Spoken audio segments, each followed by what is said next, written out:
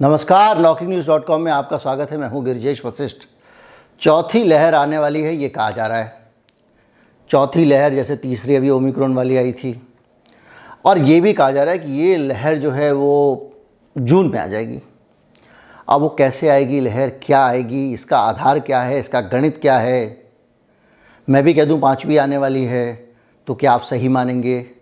तो उनका सही क्यों मान रहे हैं? तो इन सारी चीज़ों को लेकर एक बड़ा चिंतन शुरू हो गया है कि कोरोना की लहर जो है वो लगातार चलती रहेगी क्या? युद्ध ख़त्म होने का इंतज़ार कर रही है? क्या होने वाला है? क्या लहर के पीछे क्या वजह हो सकती हैं? ये दावा सही है या गलत है? कौन से वाले वैज्ञानिक जी कर रहे हैं? इस सब पे बात करेंगे। कहीं मत जाइए, चैनल को सब्सक्राइब कर लीजिए। अगर आप इस चैनल को सपोर्ट करना चाहते हैं, हमारा UPI ID डिस्क्रिप्शन में है, उसके ज़रिए आप भुगतान कर सकते हैं। हमारा एक बार कोड भी आपको स्क्रीन पर दिखाई देगा कई स्थानों पर, उसके ज़रिए भी आप भुगतान कर सकते हैं। मैं अभी हाजिर हुआ।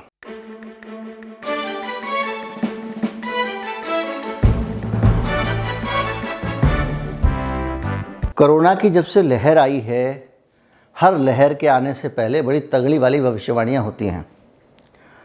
तीसरी लहर को लेकर 3-4 बार भविष्यवाणी की गई, आ रही है। और बाद में जो आया ओमिक्रॉन, इसी को लहर मान के मामला ख़त्म कर दिया गया, लेकिन लहर आई नहीं। याद कीजिए, अक्टूबर, नवंबर में, सितंबर में, जुलाई में, पता नहीं कब कब तीसरी लहर आने की बात होती रही। अलग अलग मीडिया पर ये कहा जाता रहा। हमने आपको बताया तीसरी लहर नहीं आएगी तो आपको कुछ नहीं बिगाड़ पाएगी। उसके बाद में ओमिक्रॉन वायरस आया, केसेस बढ़े, लेकिन बहुत ज़्यादा केसेस बढ़े, लेकिन मौतें नहीं हुई। कारण मैं आपको बता चुका हूँ क्यों नहीं हुई, क्योंकि हमारे अंदर नेचुरल इम्यूनिटी है, और एक कृत्रिम इम्यूनिटी को भी आप क्रेडिट दे सकते हैं टीके वाले को। लेकिन जिस तरह से हमारे यहाँ तेज़ी से कोरोना फैला, आप नेचुरल इम्यूनिटी के योगदान को नकारने वालों को कतई स्वीकार मत करिए। ये संभव नहीं है कि नेचुरल इम्यूनिटी ने काम ही ना किया हो। अब बात आती है कि ये जो लोग हैं जिन्होंने तीसरी लहर की भविष्यवाणी की है, इनका रिकॉर्ड क्या है, पहले उसको बात कर लें, उसके बाद इनकी भविष्यवाणी पे आएंगे। इंडियन इंस्टीट्यूट ऑफ टेक्नोलॉजी यानी IIT कानपुर जो है, उसके कुछ विद्वान हैं जो कोरोना का हिसाब लगाने में लगे हुए हैं। अब वायरस कब आएगा इसका बायोलॉजिकल तरीके से पता नहीं करते हैं। वो गणित लगाते हैं, मैथमेटिक्स लगाते हैं अपने कंप्यूटर में, वो बोलते हैं तब आएगा, अब आएगा। ये जो फरवरी चल रहा है, इस फरवरी में तीसरी लहर पीक पर होगी, ये भविष्यवाणी की गई थी IIT कानपुर के शोधकर्ताओं द्वारा। यानी इस वक्त भारत में धमाकेदार तीसरी लहर होनी चाहिए थी ओमिक्रॉन के कारण। और ये टीम लगातार दावा करती है, मीडिया ने इसको खूब बढ़ा चढ़ाकर छापा। 3 फरवरी तक कोरोना के केसेस पीक पर होंगे।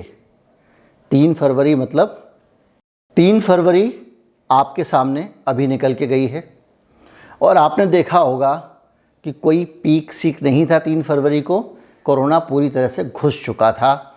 उसकी वजह थी कि ओमिक्रॉन एक ऐसा वेरिएंट है जिसका जो बिहेवियर है, जल्दी से आता है, जल्दी से निकल जाता है, तेज़ी से फैलता है, जल्दी जल्दी आता है, जाता है, किसी को नुकसान नहीं पहुंचाता। लेकिन इन लोगों ने दुनिया भर के ट्रेंड देखते हुए ये प्रोजेक्शन किया था। अब ये लोग जिन्होंने ये बहुत महान अनुमान लगाया था, उनमें सांख्यिकी विभाग है IIT कानपुर का, उसके लोग हैं। अब सांख्यिकी वाले ये वायरस का क्यों हिसाब लगा रहे हैं? इससे क्या होता है, इसलिए हिसाब लगाते हैं। आप समझिए, बहुत ज़रूरी होता है।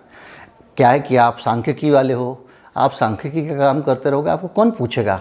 लेकिन अगर मार्केट में कोरोना चल रहा है तो सेंसेशन आ जाएगा। अगर आपने कोरोना पे भविष्यवाणी कर दी, अखबार में नाम छपता है ना, नाम छपता है, सबको पता चलता है IIT कानपुर ने ये कमाल कर दिया, तो इनको जो है वो दूसरी लहर का इनका अनुमान थोड़ा बहुत सही हो गया था।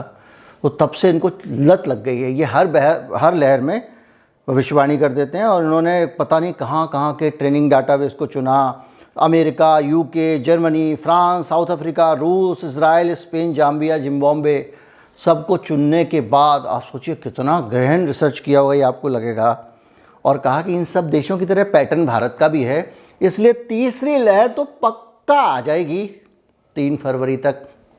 अब 3 मार्च आने वाला है, न लहर आई ना लहर की पूछ आई।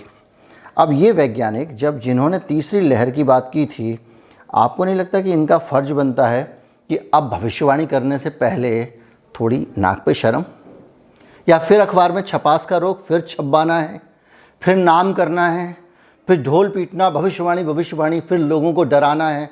या तो उनको डराने के लिए कोई ना कोई पीछे से कह रहा है कि भैया डराओ पब्लिक को, डराओ पब्लिक को, डराओ, और तीसरी लहर की भविष्यवाणी कर दो, तुमको लपूसे मिलेंगे खाने के लिए, मालपुआ मिलेगा, अच्छी अच्छी चीज़ें मिलेंगी, जाओ डराओ। वो फिल्म आई थी याद है, भूतनाथ, भूतनाथ, उसमें वो भूत बहुत परेशान था, उससे कोई डरता नहीं था क्योंकि वो भला भूत था। तो एक बच्चे की मदद लेता है, कहता है कि ये बच्चे भी उससे डरते नहीं, तुम इसको डराओ। तो वो बच्चे और वो मिलके उसको डराते हैं। उसके बाद जब वो बच्चों को फूंक मारता है, उनकी टोपियाँ उड़ जाती है, उसके बाद बच्चे भाग खड़े होते हैं। तो ऐसी स्थिति जो है, ये आईआईटी कानपुर क्या कर रहा है, वो जो बच्चा था ना, उसकी तरह से ये भूत की मदद कर रहा है कोरोना का भूत बढ़ाने में। अब पूछो कैसे? क्योंकि चौथी लहर की भविष्यवाणी भी आ गई। अब ये जो चौथी लहर की भविष्यवाणी आई है, देखिए एक भविष्यवाणी मेरा एक अनुमान था जो मैंने आपको बताया था कि जब कोरोना के केसेस 10,000 के नीचे जाने लगते हैं तो अगली लहर उदित होके आ जाती है। पहली ख़त्म हुई तब हमने दूसरी देखा, दूसरी ख़त्म हुई तो हमने तीसरी देखा। 10 से 20,000 केसेस के बीच में ही अचानक से लहर लहर लहर लहर फैलने लगती है। अब ये जो नया वाला जो अनुमान आया है इनका, आईआईटी कानपुर वालों का, इनको एक तो वैज्ञानिक लिख देते हैं, ये नहीं लिखते हैं कि ये संख्या वैज्ञानिक हैं या ये अखबार में छप गया वैज्ञानिक। अरे वो जीव विज्ञान का आदमी हो, वायरोलॉजिस्ट हो, तब तो समझ में आएगा ना। वायरोलॉजिस्ट की तो कोई दुनिया में सुन ही नहीं रहा है, वो चिल्ला चिल्ला के परेशान है। ये सांख्यिकी वाला हिसाब गणित निकाल के कंप्यूटर से दे देता है। अब इसका कहना है कि जून के मध्य या आखिर तक चौथी लहर आ जाएगी। तीसरी इसके कहने पे आई नहीं, चौथी की भविष्यवाणी लेके कह रहा है। दूसरी में भी ये फेल हुए थे, बहुत कामयाब नहीं हुए थे। और इनका कहना है कि एक सांख्यिकी मॉडल का इस्तेमाल किया गया। बे यार, गणित का हिसाब लगा रहे हो भैया, ये कोई 2 और 2 4 थोड़ी होता है। वायरस कैसे करेगा? अभी तो अगला वायरस आया भी नहीं है।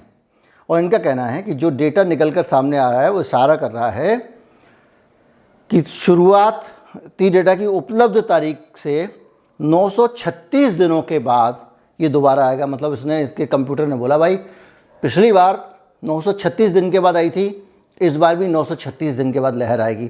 वायरस का पता नहीं है कौन सा आने वाला है, कैसा आने वाला है, लेकिन इन्होंने बता दिया कि 22 जून के आसपास शुरू हो जाएगी, अगस्त के मध्य तक चलेगी, और इसमें 236 जो है दिन के बाद आती है।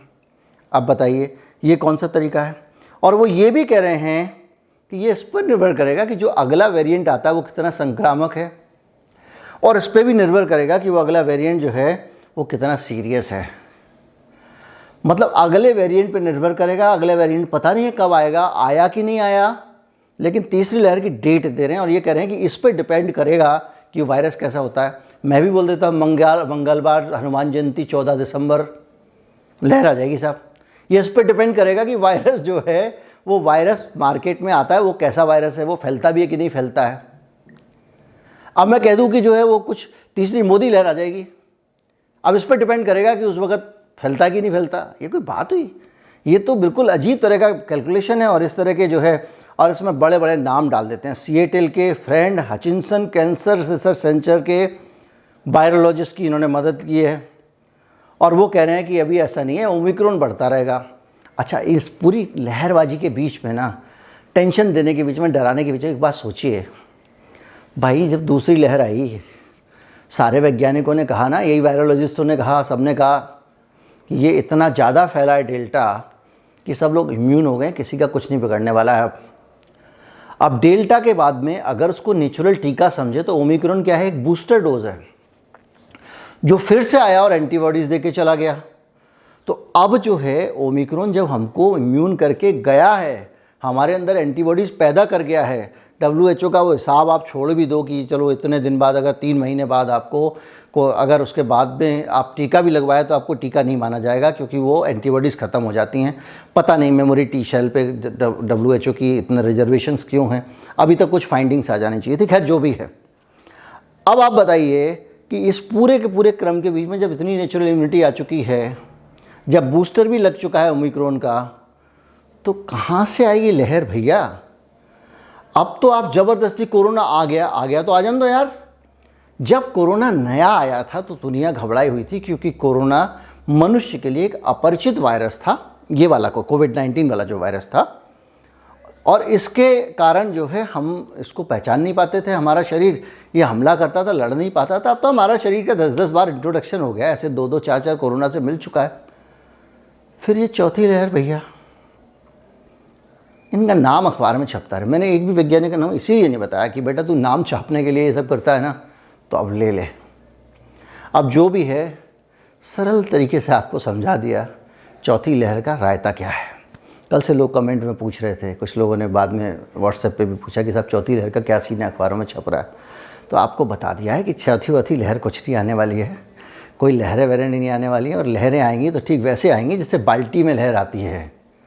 ये सुनामी वाली लहर नहीं आएगी, चिंता मत करो, मस्त रहो। जब जब जो होगा तब तब सो देखा जाएगा। जैसे जैसे बॉल आएगी वैसे वैसे बैटिंग करेंगे, टेंशन लेने का नहीं। अब दुनिया के बड़े बड़े छत्रप अमेरिका ये लड़ाई में लगेंगे या फालतू बैठ के कोरोना फैलाएंगे? उनका अपना वर्ल्ड ऑर्डर में जो उनकी सुप्रीमेसी है वो खतरे में पड़ी हुई है। वो कोरोना की सुप्रीमेसी के चक्कर में क्यों पड़ेंगे? कोई बात नहीं, मस्त रहिए। उम्मीद करता हूँ वीडियो अच्छा लगा होगा, ज़्यादा से ज़्यादा लोगों तक पहुँचा। चैनल को सब्सक्राइब कर लें। नमस्कार, जय हिंद। दान दक्षिणा के लिए बारकोड इसके ठीक बाद में है।